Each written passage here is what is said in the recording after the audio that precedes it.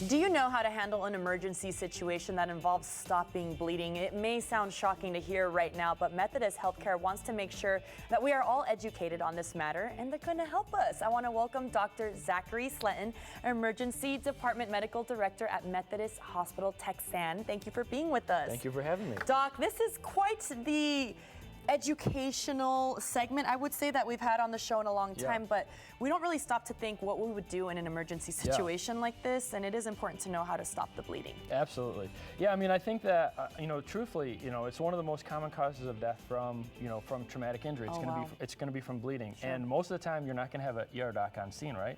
So having some basic skills could help you save someone's life. I really appreciate that. What is the first step if we encounter someone, I don't know, they cut themselves severely, something happened where they lost a lot of blood? What do we do? No, that's a great question. And the first thing you need to do is, consider this is a traumatic event, right? So you got to make sure the scene is safe, right? Scene safety, I know it sounds maybe corny, but it's really important. Maybe it's a car accident you're walking up on, who knows what scene you're coming up on. Make sure the scene is safe, make sure you're not going to become another victim. Okay. After that, getting 911 on the phone is going to be critical. If you can, you're going to want to delegate that to someone else, right? You don't want to be calling 911 while you're also simultaneously trying to stop the bleed. But you need EMS, you need first responders coming to help you as soon as possible. Once you come and identify that there's a major bleed, which is going to either show, you're going to have pulsatile bleeding, or you're going to see pooling or clothes soaked in blood, then you know it's a major bleed. It's not a little bleed that's going to get treated with a Band-Aid. This is a major bleed.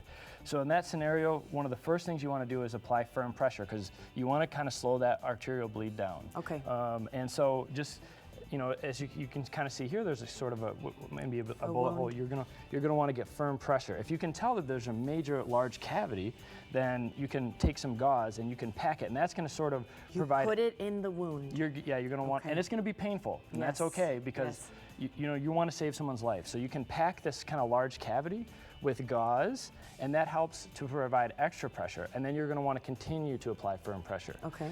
Then the final step, if you have a major bleed, is to apply a tourniquet. I'm sure you've all heard of one. I mean, they're commercially available. You can make improvised. I think, today I'm not going to show you how to make an improvised one, but if you have a tourniquet, you can apply it. And this is going to stop arterial bleeding.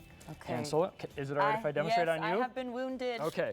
Oh my goodness, this is so scary. No, it's good to know for sure. So, okay, I'm paying attention. Yes, and so keys to a tourniquet application, you want it to be a couple inches above the wound. You don't want it on the wound, you want it above the wound, stopping any blood that would be going to that wound. And also, you don't want it over a joint, so not over elbow, knees, etc. Okay. Extremities are perfect. And so you're gonna cinch it down with the Velcro. And I don't wanna, it's completely. okay. I know that you typically go as tight as you can, right? Which I'm going to spare you that. Okay. I'm not going to go as tight as I can, but we're going to go pretty tight. And what you do is you kind of winch it down. That's probably tight enough for today. You're very kind. And then you just lock it in there and then secure it. Just this already, you feel the tightness and the security that it definitely does not get loose when you tighten it up. If you're doing a good job, they will have no pulses to the extremity after you've applied it. There may be, this may be painful, they may be screaming, but it also may save a life. So it's a critical skill to have. These are great things to have in your car or your first aid kit, because it might save a life. Can you order them like on Amazon or? You can order them on Amazon. They're not expensive. These are particularly called cat tourniquets. Again, you can improvise as well, but yeah, those can be ordered online. Y'all, I'm feeling it for sure, and I know you have several ER locations too, so people can keep that in mind if they were to encounter an emergency. Whenever something like this happens, you want to get to an ER as fast as possible. Methodist has 21 ERs. 11 main campus ERs attached to the hospital, and 10 freestandings. They're all full-service ERs, and they're all capable of helping you handle an emergency scary situation. Well, thank you so much for being with us today. This was super informative and helpful for our audience. We've got to learn these things as well, the tough things, right? Yes, absolutely. Well, give them a call, y'all, 210-575-0355 if you have more questions, or go to sahealth.com/ER. Stay with us, because after the break, we have one last look at weather.